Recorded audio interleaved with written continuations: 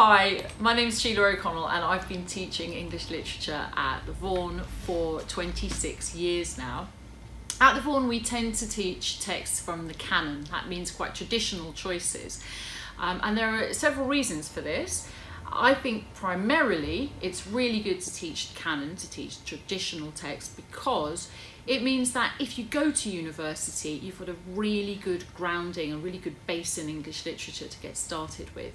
And if you don't go to university, it gives you fantastic cultural capital, and it means that you can hold your own amongst anyone in society, because you've got that great rounded education of knowing the great authors, the great writers.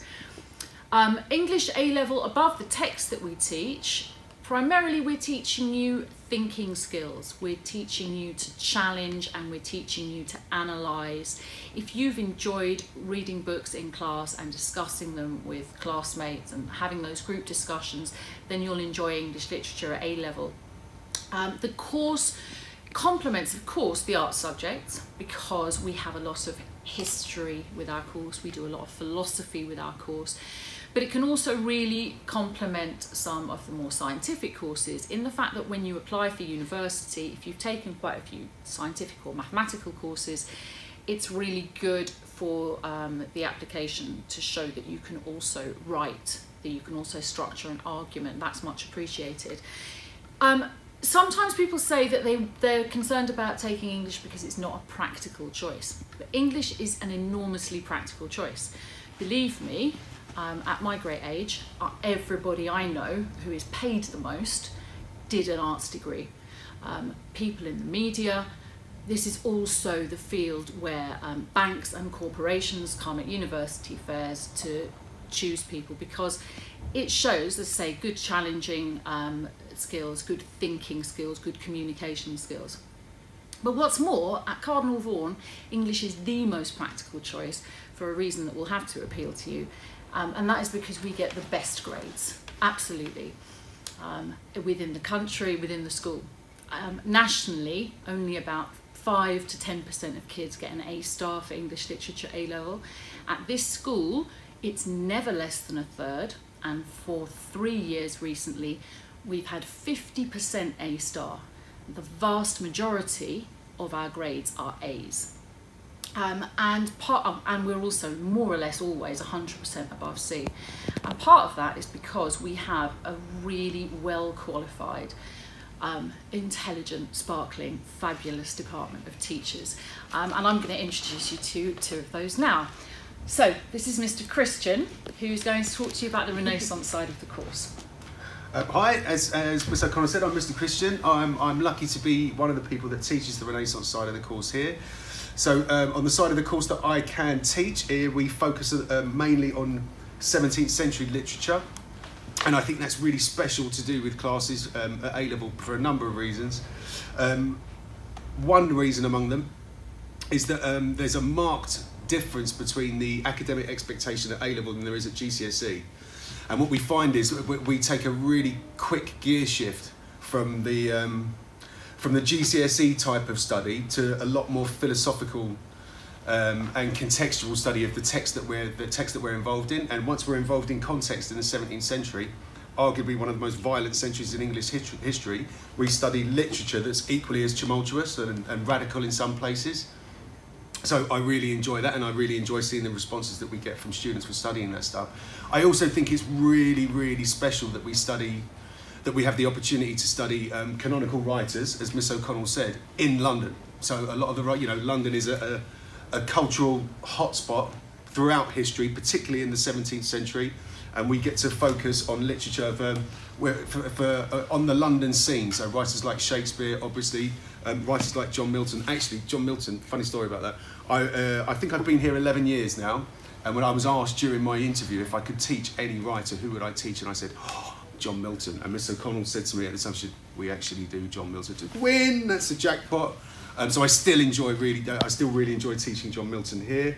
I also love seeing students' responses to the essential humanity that's present throughout a lot of these Renaissance texts. So during that period of history, without teaching a lesson, during that period of history, art is rediscovered And I love seeing students' recognition of the fact that our essential humanity, the things that we're trying to deal with through literature during that period, we're still trying to deal with now. And that awareness of personal context and personal history connected to the literature, I think, helps develop young people into greater thinkers, as Miss O'Connell said. Plus, within a lot of the literature from this century, it's got dysfunctional families, it's got ghosts, it's got things that I wouldn't necessarily be too comfortable saying on a video that's going to publicise it, but it's terribly interesting. I absolutely love it, and you will too. Okay, Miss Mullin, tell us about the Gothic side of the course. So I'm Miss Mullin, I teach the Gothic module on the course. I'm really excited about teaching it this year because the Gothic isn't just ghosts and vampires and werewolves, although that's a big part of it. What's really exciting for us is that the Gothic allows us to explore society and is literature's response to things that are happening in society. So this year particularly, it's been great for us to look at what's happening within our world and how that can apply to how we read certain texts. So the discussion we had this week in Lower Six was the fact that all of the Jordan Peele films that have been released recently, like Get Out and Us, are really reflective of Gothic conventions in film, and they're being used to show the way that black people are treated in America. So it's really interesting. The Gothic is a great section or a great module to look at because it looks at otherness and the way in which people who are seen as other or seen as outside are treated by society. So we look at mental health, we look at gender, we look at race and ethnicity and religion and religious oppression. And so all of those ideas about anxiety and what's going on in society and the way that we read that play out in our text. Now, we're also canonical. We do the very obvious one, it's Bram Stoker's Dracula, and we also read The Picture of Dorian Gray by Oscar Wilde, and that's part of it, and that's the core of our text. And we have part of our module which is about comparison. And so the key skills on my side of the course are your comparative skills, which are really generic and work across all subjects. Historians love English and love this module particularly.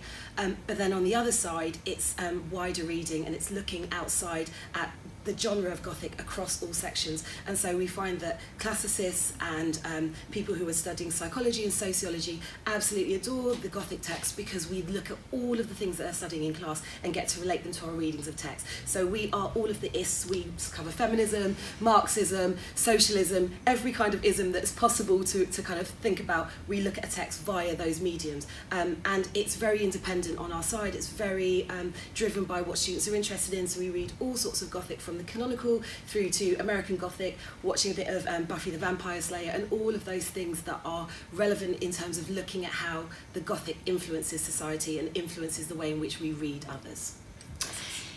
If listening to these two incredible teachers doesn't convince you that you need to take A-level, then nothing will, I don't think, because that was lovely.